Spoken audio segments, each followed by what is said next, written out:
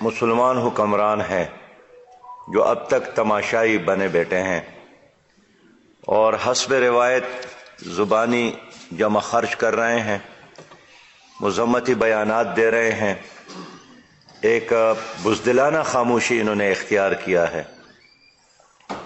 OIC کے executive committee کا اجلاس بھی ہوا، لوگوں کا خیال تھا کہ وہ کوئی مؤثر لائحہ عمل اعلان کرے گا، لیکن ان کا اٹھنا بیٹھنا بھی نشستن برخاستن اور روایتی بیانات دینے سے زیادہ نہیں ہے، اور سب لوگ اس کے انتظار میں ہیں کہ غزہ ملبے کا ڈھیر بن جائے اور آخری انسانی ہچکی بھی وہاں خاموش ہو جائیں۔ اب اسرائیل کے اس ظلم کے مقابلے میں 25 لاکھ آبادی کہاں تک کھڑی ہو سکتی ہے؟ 3 لاکھ فوج غزہ کے چاروں طرف موجود ہے اور ایک طرف سمندر ہے۔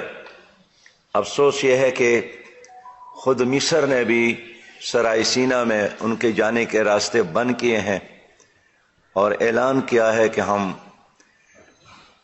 ان کے قافلوں کو راستہ نہیں دیں گے۔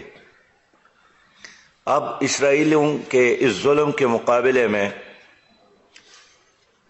فلسطینیوں کے ساتھ 3 راستے ہیں۔ ایک راستہ یہی ہے کہ وہ غلامی قبول کرے اور ہمیشہ کے لیے یہودیوں کی غلام رہے، آئندہ نسلیں بھی ان کے غلام رہے۔ دوسرا راستہ یہی ہے کہ وہ اپنے گھر، اپنی جائیدادیں اور شہر ان کے حوالے کر لے اور مسجد اقصی سے دستبردار ہو جائے۔ اور تیسرا راستہ مزاحمت کا ہے، جدوجہد کا ہے، شہادت کا ہے، اللہ کے راستے میں جہاد کا ہے۔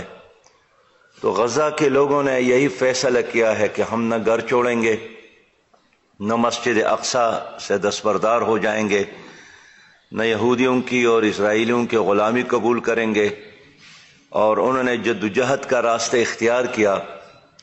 لیکن ساری دنیا یہی پوچھتی ہے کہ اگر مغربی ممالک اسرائیلیوں کا ساتھ دیتے ہیں تو آخر عالم اسلام اور 2.25 ارب مسلم امہ کیوں خاموش ہے؟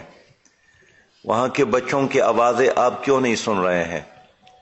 وہاں کے ماؤں، بہنوں اور بیٹیوں کی چیخیں آپ کی ضمیر کو کیوں نہیں جگا رہی ہے؟ عالم اسلام جو اس وقت 2.25 ارب پر مشتمل ہے اور 74 لاکھ افواج پر مشتمل فوج موجود ہے اور دنیا کے بہترین افواج عالم اسلام کے ساتھ ہے، تو اگر یہ سب کچھ امت مسلمہ اور مسجد اقصی اور فلسطینیوں کو بچانے کے لیے کام نہیں آتے تو پھر آخر یہ کب مسلمانوں کے کام آئیں گے؟ ایک بے بسی ہے، ایک خاموشی ہے اور سارے لوگ تماشائی بنے بیٹھے ہیں۔ کہیں کہیں سے کوئی مذمتی بیانات آ جائے تو وہ بھی سمجھتے ہیں کہ ہم نے بہت بڑا احسان کیا کہ ہم نے کوئی مذمتی بیان دیا۔ علامہ اقبال نے عرصہ قبل اسی طرح صورتحال پر ایک تبصرہ کیا ہے کہ یہ جرم ضعیفی ہے، اور اس نے ایک تیتر کا مثال پیش کیا ہے، ایک مرغک کا، کہ اے مرغک کے بیچارہ ذرا یہ تو بتا تو تیرا وہ گناہ کیا ہے یہ ہے جس کے مکافات، افسوس صد افسوس کے شاہی نہ بنا تو، دیکھے نہ تیرے آنکھوں نے فطرت کے اشارات، تقدیر کے قاضی کا یہ فتویٰ ہے ازل سے، اے جرم ضعیفی کی سزا مرگ مفاجات۔ ایک فلسطینی صحافی نے صحیح جواب دیا کہ جو لوگ ہم سے کہتے ہیں کہ اسرائیل سے مذاکرات کرے تو یوں تو مذاکرات ہمیشہ ہوتے رہتے ہیں، لیکن اس سچویشن میں مذاکرات اسی طرح ہے جس طرح ایک چوری اور گھلے کے مذاکرات ہو۔ میں سمجھتا ہوں کہ یہی وہ لمحہ ہے کہ عالم اسلام آگے بڑھے اور فلسطین کو بچانے کے لیے اپنا فرض ادا کرے، ورنہ یہ مرحلہ اگر ہم کھو گئے تو کہتے ہیں کہ لمحوں نے خطا کی اور صدیوں نے سزا پائی. اسرائیل آگے بڑھے گا. گریٹر اسرائیل کا نقشہ ان کے سامنے ہے، اور سب سے بڑھ کر جو نفرت ہے اور دشمنی کے جذبات ہے اسرائیلیوں کے دلوں میں، وہ اربوں سے زیادہ پاکستان کے لیے ہے. اور یہ 1967 میں اسرائیلی وزیر اعظم نے اعلان کیا کہ ہمارے لیے سب سے بڑا خطرہ وہ پاکستان ہے. ان حالات میں جماعت اسلامی پاکستان نے ملک میں فلسطینیوں کے ساتھ یکجہتی کا اعلان کیا ہے، مہم شروع کی ہے. اور یہاں 13 اکتوبر کو لاہور میں بڑا پروگرام ہوا یکجہتی کا. لاہوریوں کا شکریہ، اس میں بڑی تعداد میں مائیں بہنیں اور بیٹیاں اور بزرگ اور نوجوان شریک تھے. پھر کراچی میں عالم اسلام کے بڑے پروگراموں میں سے ایک بڑا پروگرام ہو گیا، لاکھوں کراچی کے لوگ اس میں شریک تھے. اور پھر جماعت اسلامی نے تمام سیاسی جماعتوں سے رابطہ کر کے 17 اکتوبر کو قومی فلسطین کانفرنس کا انعقاد اسلام آباد میں کیا، جس پر میں شکر گزار ہوں. تمام سیاسی جماعتوں کے لوگ آئے تھے، اور اسی کانفرنس میں ہم نے قومی فلسطین کمیٹی قائم کی، جس کا سربراہ ہم نے راجہ ظفر الحق صاحب کو، کوارڈینیٹر جناب لیاقت بلوچ صاحب کو، اور اس طرح پیپل پارٹی سے نیار بخاری صاحب کو، جے یو آئی سے جناب عبدالغفور حیدری صاحب کو، پی ٹی آئی سے برسٹر سیب کو، اور اے این پی سے جناب حاجی ہدایت اللہ خان صاحب کو، اور باقی سیاسی جماعتوں کے مولانا حامد الحق صاحب جے یو آئی سندھ سے، اور اس طرح سابق سفیروں میں سے ایاز وزیر صاحب کو لیا، امین مشہدی صاحب کو لیا. اور اس طرح اس سیاسی جماعتوں پر مشتمل ہم نے ایک قومی فلسطین کمیٹی، قومی القدس کمیٹی بنائی ہے. انشاءاللہ تعالی جمعے کو اس کا پہلا اجلاس ہوگا، اور ان سے ہم نے یہی عرض کیا ہے، ٹاسک دیا ہے کہ پاکستان میں امریکہ سمیت سارے یورپ اور مغربی ممالک کے سفارت خانے اور اسلامی دنیا کے جو بھی سفارت خانے اور سفیر یہاں پر ہیں، ان سب سے ملاقاتیں کریں، اور ان کو سمجھانے کی ضرورت ہے کہ دنیا کو ایک تیسری جنگ سے بچانا ہے، تو اس جنگ کو بند کیا جائے، اور اسرائیل پر جنگی جرائم کا کیس چلایا جائے، اور غزہ کو آباد کرنے کے لیے ساری دنیا مل کر کوشش کر لے، اور اس طرح قومی فلسطین فنڈ بھی قائم کریں. اس لیے کہ اس وقت ہم جو دیکھ رہے ہیں، خود ہماری حکومت جو کچھ کر رہی ہے وہ ناکافی ہے، اور ہمارا مطالبہ ان سے ایک بیان کا نہیں ہے. ہمارا مطالبہ تمام اسلامی ممالک سے یہی ہے کہ وہ سفارتی محاذ سے آگے بڑھ کر، مذمتی بیانات سے آگے بڑھ کر عملی اقدامات کرے، مالی لحاظ سے بھی، اور اس مزاحمتی تحریک کو نتیجہ خیز بنانے کے لیے OIC کا سربراہی اجلاس بلانا ضروری ہے. اس لیے کہ عالمی اسلام پر اس سے بڑی آفت اور قیامت کیا آئے گی کہ ہمارے سامنے ہزاروں اور لاکھوں لوگ مر رہے ہیں، اور ہم تماشا دیکھ رہے ہیں. کیا قیامت میں کل اللہ کے سامنے جب ہم حاضر ہو تو اس پر ہمیں معاف فرمائیں گے؟ کیا نبی مہربان صلی اللہ علیہ وسلم ہماری اس کارکردگی پر ہماری شفاعت فرمائیں گے؟ کیا جنت کے دروازے ہمارے لیے کھل جائیں گے؟ اس لیے یہ ایمانی غیرت کا اور حمیت کا تقاضا یہ ہے کہ ہم فلسطینیوں کے عملی امداد کے لیے بین الاقوامی سطح پر اور خاص کر عالمی اسلام کے سطح پر تعاون کریں. اس وقت آپ نے دیکھا کہ روس نے بھی سلامتی کونسل میں جنگ بندی کی قرارداد پیش کی، امریکہ نے اس کو بھی ویٹو کیا. پھر برازیل نے قرارداد پیش کی، امریکہ نے اس کو بھی ویٹو کیا. اور اس طرح گزشتہ عرصے میں 49 سے زیادہ بار امریکہ نے فلسطینیوں کے حق میں جو بھی قراردادیں ہیں 49 بار ویٹو کیا ہے۔ اقوام متحدہ میں کل 6000 قراردادیں پیش ہو گئی ہیں، اور ان میں سے 6000 میں سے 1000 قراردادیں یہ فلسطین کے حق میں ہیں۔ تو اگر قراردادوں سے کوئی ملک آزاد ہوتا تو ضرور اب تک فلسطین آزاد ہوتا، لیکن ہم نے دیکھا کہ خود افغانستان قراردادوں کے نتیجے میں آزاد نہیں ہوا ہے، جہاد کے نتیجے میں آزاد ہوا ہے، مزاحمت کے نتیجے میں آزاد ہوا ہے۔ اور آج اگر افغانستان ایک آزاد، خود مختار اور معاشی لحاظ سے خوشحال ملک بنتا جا رہا ہے تو یہ اس جہاد کی برکت ہے۔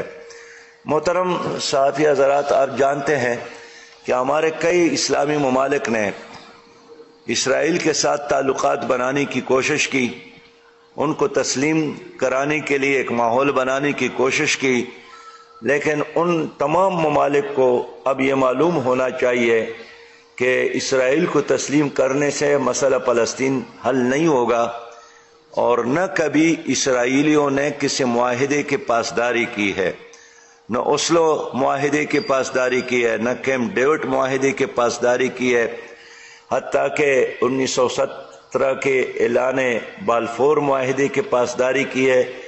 وہ یہ ایک توسیع پسند ملک ہے، اور ان کا یہی خیال ہے کہ بس دنیا ہمارے لیے ہے، اور باقی ساری انسانیت جو ہے اس کے لیے ہے کہ وہ محنت کرے اور ہم اس کا پل کھائیں، وہ ہمارے غلام بن جائے، وہ ہمارے ڈکٹیشن کو قبول کرے، وہ ہمارے حرام اور حلال کو قبول کرے، وہ ہمارے کلچر کو قبول کرے، اور اس طرح اس ساری دنیا پر حکمرانی کا خواب ہم وہ دیکھ رہے ہیں۔ تو میں آپ سے یہی عرض کرنا چاہتا ہوں کہ جدوجہد اور مزاحمت اور مقابلے کے علاوہ اور کوئی راستہ نہیں ہے۔ دو ہی راستے ہیں، یا ذلت کے ساتھ موت ہے یا عزت کے ساتھ زندگی ہے، بے شک ایک دن ہو۔ تو اگر آپ چاہتے ہیں کہ آپ ایک ذلت کے ساتھ آپ کو موت آئے تو آپ خاموشی اختیار کریں، آپ تماشائی بن جائے، لیکن ایسے میں آنے والے نسل ہمیں معاف نہیں کریں گے۔ یہ جو دنیا فلسطینیوں کو یہی پیغام دے رہی ہے کہ آپ اسرائیل کے ساتھ صلح کریں، لیکن فلسطینیوں کا یہی پیغام ہے کہ یہ تو ہمارا جو ملک اور وطن ہے، یہ تو ہماری ماں ہے، تو ہم اپنی ماں کو کیسے تقسیم کر لیں کہ آدھا ہم اس کو دے دیں اور آدھے پر ہم اکتفا کر لیں۔ اس لیے فلسطین فلسطینیوں کا ہے، اور کسی صورت میں ان کو چھوڑنے کے لیے تیار نہیں ہے۔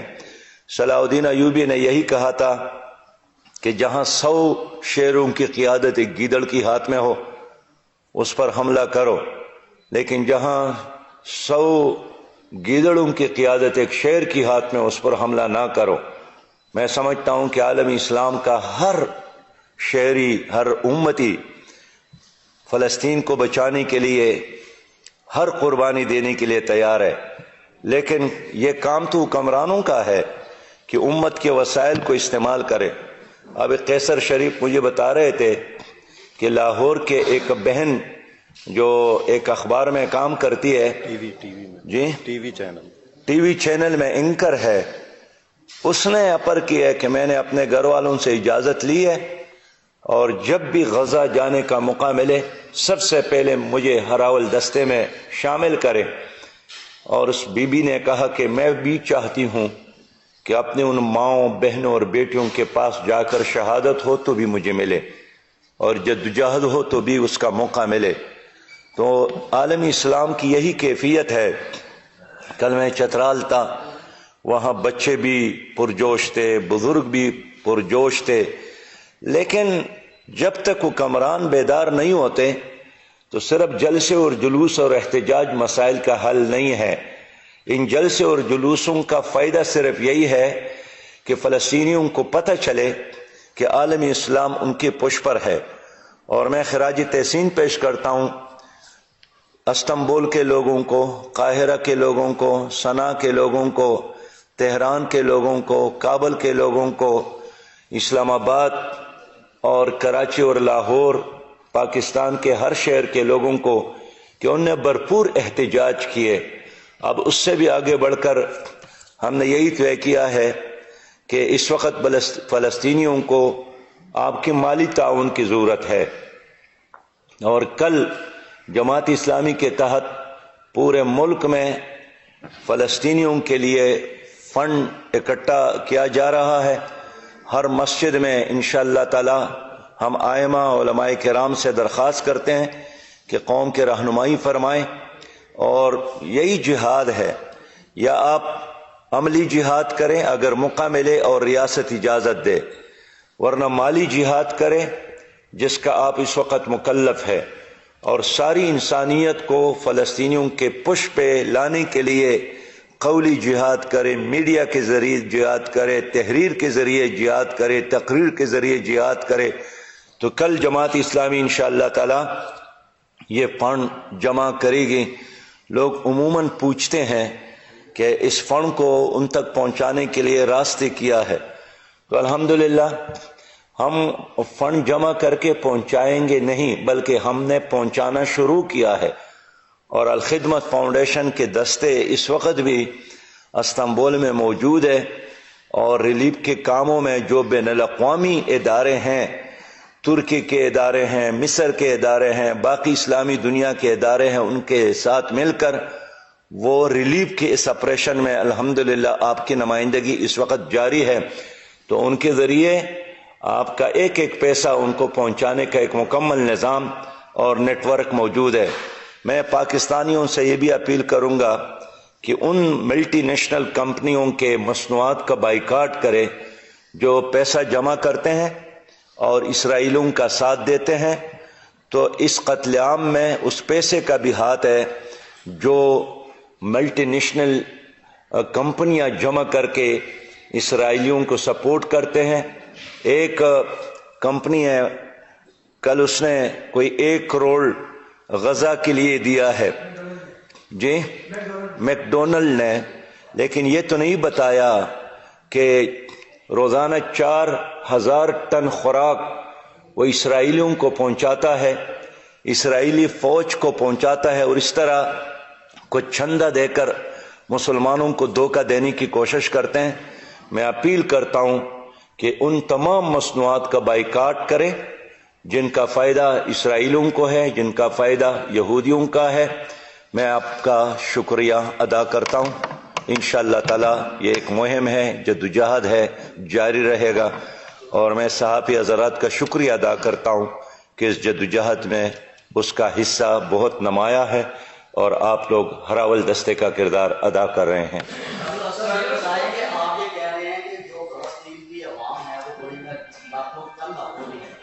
اسلامی ممالک صرف بیان بازی کر رہے ہیں، تو پھر ان کا فیوچر کیا ہوگا؟ کہا تو یہ جا رہا تھا کہ اب بڑوں کے حادثے کو زیادہ کر دیا جائے گا۔ اگر اسلامی ممالک ان کا ساتھ نہیں دیتے تو فلسطین کا مستقبل کیا ہوگا، پھر وہ کہاں جائیں؟ دیکھیے، آپ جانتے ہیں اگر اسلامی ممالک نے ساتھ نہیں دیا تو ہمارے سامنے غرناطہ کا مثال موجود ہے۔ غرناطہ میں بھی اسی طرح لوگوں نے ساتھ نہیں دیا، تو 500 سال غرناطہ میں اذان پر پابندی رہی، اور وہاں کی مساجد نے پھر اذان نہیں سنی۔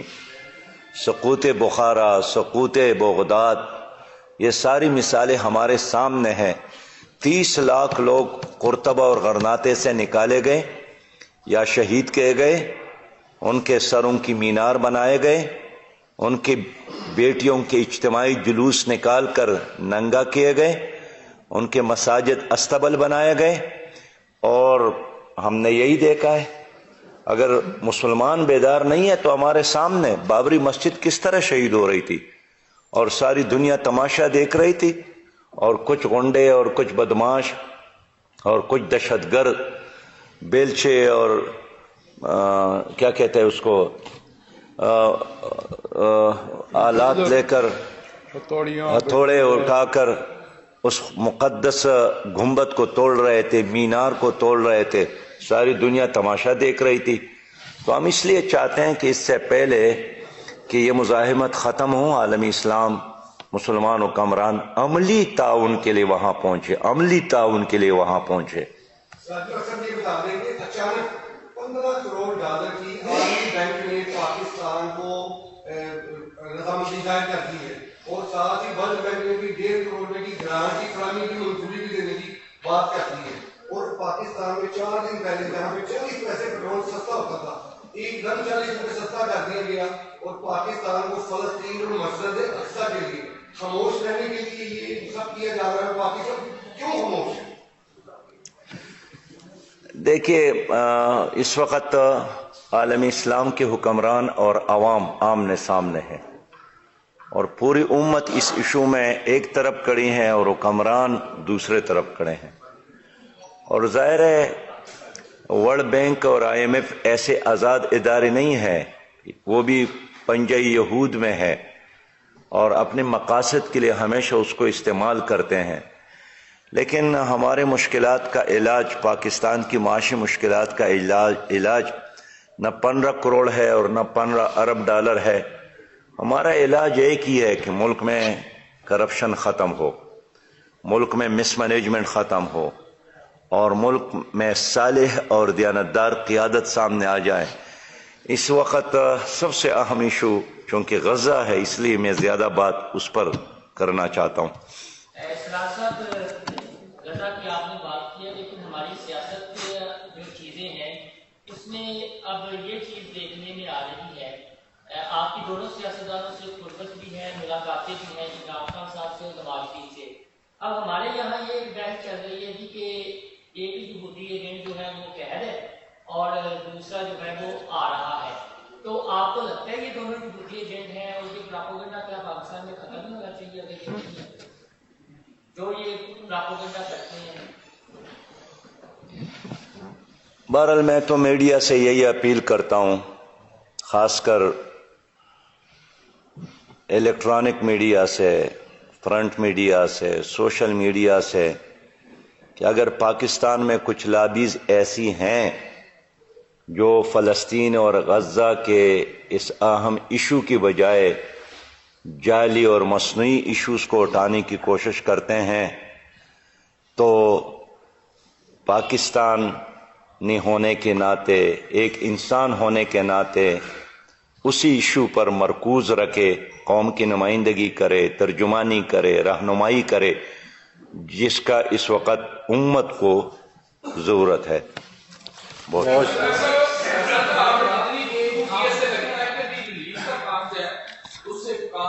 نہیں بنتا، اور اس کے ساتھ آزادی اگر فلسطین کی چاہیے تو اس کے لیے کوئی عملی اقدام سے مراد آپ کی جہاد ہے اور اس کے خلاف لڑنا ہے. تو یہ کون عملی اقدام کر سکے؟ کہ جماعت اسلامی اس طرح کو عملی اقدام کرنے کی پوزیشن میں ہے یا کوئی اور جماعتیں ہیں جن سے آپ کو توقع ہے؟ دیکھیے،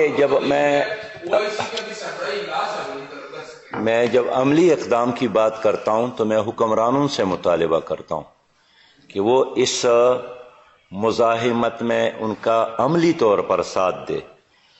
ان کو اسلحے کی ضرورت ہے تو دے دیا جائے، ان کو کسی اور سکل کی ضرورت ہے تو پہنچایا جائے، اس کو مال اور وسائل کی ضرورت ہے تو دیا جائے. ایک سیاسی جماعت اتنا ہی کر سکتی ہے جو ہم کر رہے ہیں. جو حکومتوں کا کام ہے ہم اس لیے ان کو متوجہ کرنے کی کوشش کرتے ہیں.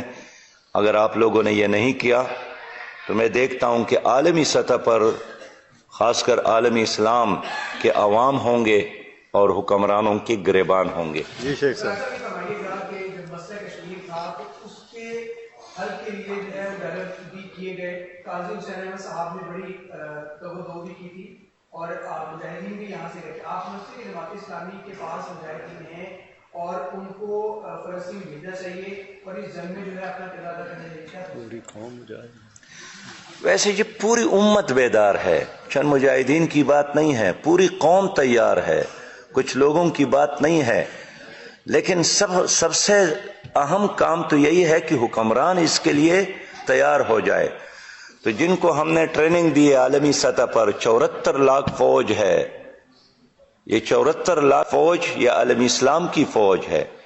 تو یہ تماشا کرے اور کچھ عام لوگ وہاں پہ جا کر کارروائی کرے. ہم یہی چاہتے ہیں کہ اگر امریکہ اور فرانس اور جرمن اور باقی دنیا وہاں پر آ سکتے ہیں، ان کا بحری بیڑا وہاں پر پہنچ سکتا ہے، تو ہمارے وسائل اور ہماری طاقت بھی وہاں نظر آنی چاہیے. سوال یہ ہے کہ پاکستان ہمیشہ دیتا ہے اسرائیل کے معاملے میں، لیکن اس بار نگران حکومت ہے.